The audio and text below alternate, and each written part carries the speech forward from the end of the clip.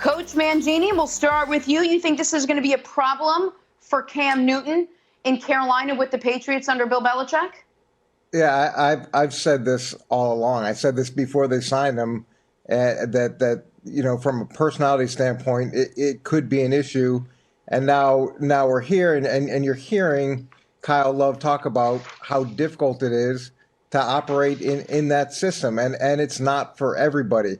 There's an additional part to this quote where he says specifically that, and I've said this over and over again. When you go to New England, it's a different type of coaching, and everybody is fair game. It's not like certain guys are treated with kid gloves. Everybody gets the same level of coaching, and guys aren't used to that. You've seen it happen with Adalius Thomas. You saw it happen with Michael Bennett. To some degree, you saw it happen with Greg Schiano. It's a system that is different.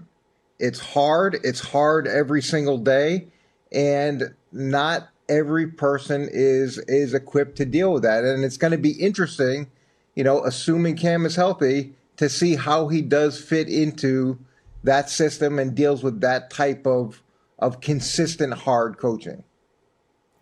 And so, Coach, here's why, even though this is, you're 100% right, one of the major concerns you raised initially and throughout, here's why I still am not concerned about it.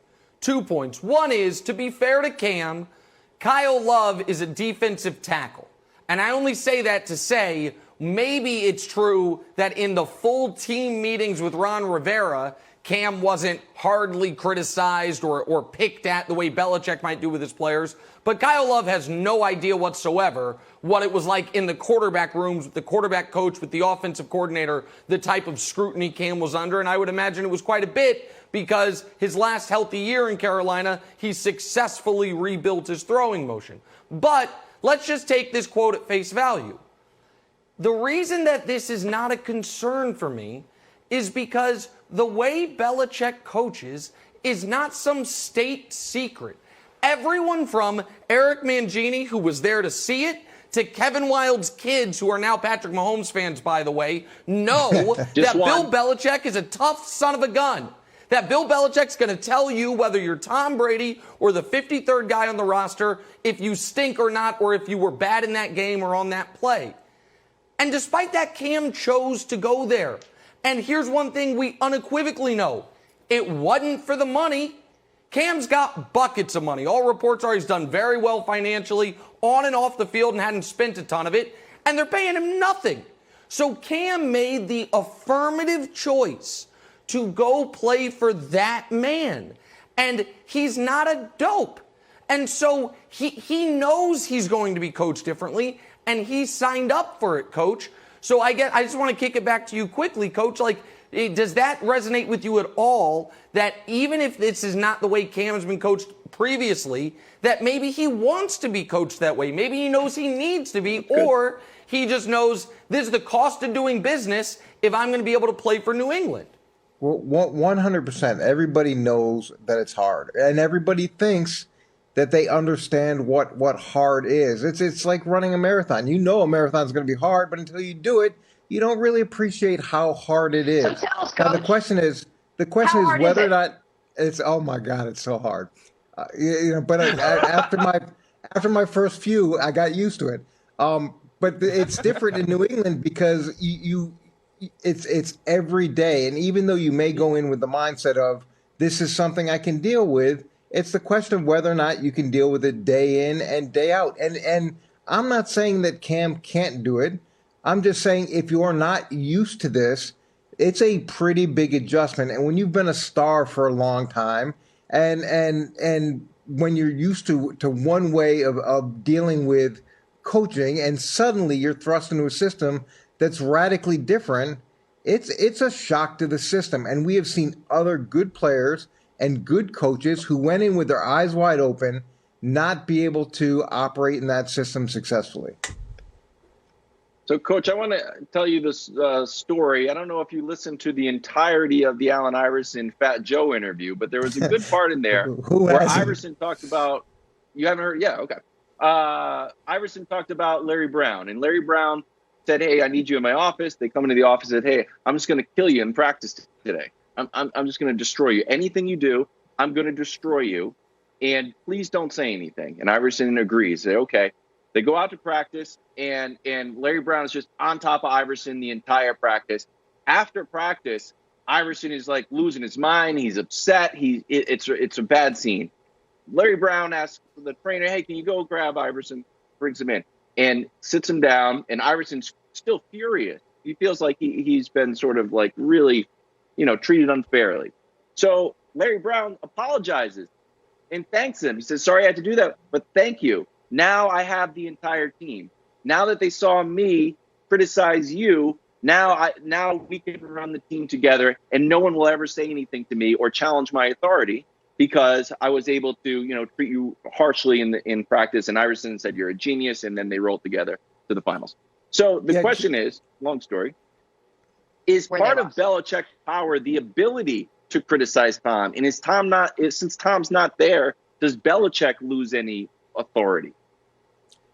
Yeah, Kevin, tell me the one story you've heard about Bill bringing someone into his office and apologizing for criticizing him, and you won't hear that story, 20 years from now either. And look, that's a more typical way of dealing with criticism or coaching. We should call it criticism, a coaching of star players, where you give them the heads up, everybody sees it.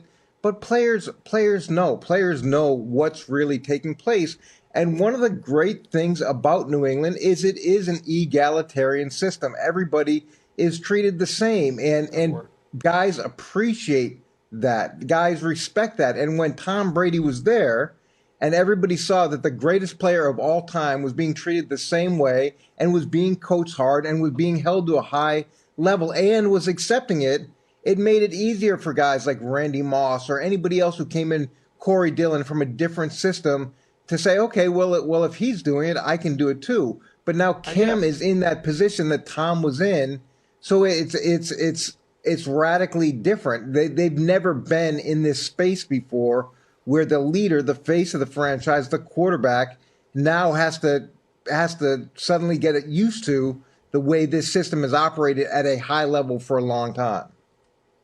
I think that's a brilliant point, and I think the story AI told about Larry Brown, it seems like that is, for not all, but for a lot of great coach-player combos, that's the deal. That's always been the story of Duncan and Pop, is that Pop would crush Duncan when he needed to, and Duncan would take it like a champ.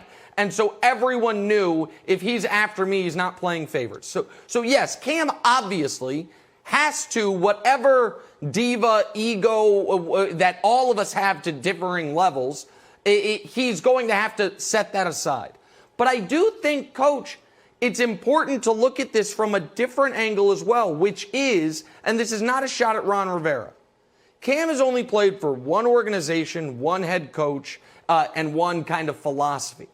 Cam also has never been with an organization that goes into every game with the, to misquote, I think it was Charlie Weiss, a decided schematic advantage over each of their opponent because of coaching, because of preparation, because of the way they know the rule book better than everywhere else. And I think as much as we're talking about how is Cam potentially going to negatively react to if he's called out in a meeting, we also need to open our minds to the possibility of how much will Cam positively react to all of a sudden being with the team where it's like, oh my God, I played terribly and we won. Oh my God, Josh McDaniels said if we run this play on the third play of the game, when we run it again on the 13th, this guy's going to be open, and he was right. Like, there is the possibility, I mean, tell me if you disagree, Coach, that Cam is going to experience professional football in a way differently than he ever has, not just because he's going to get yelled at in some meetings sometimes, but because for things he will enjoy and things he will be able to take advantage of that might be a rejuvenating force to a degree, Coach. I think that's a great point, and I hope that's true. If he's open to embracing the system and open to playing egoless football and growing at this stage in his career, this is a tremendous opportunity for him to learn football in a different way. And that's not a knock on where he was. It's different in New England. It's a system that I truly believe in, and I hope that he's open to it, because you'll see a different guy and huge amounts of both personal and professional growth. Thanks for watching. Subscribe here to get the latest from the show. Also, be sure to check out more of the best clips from First Things First, or go watch a few segments from our other shows on FS1.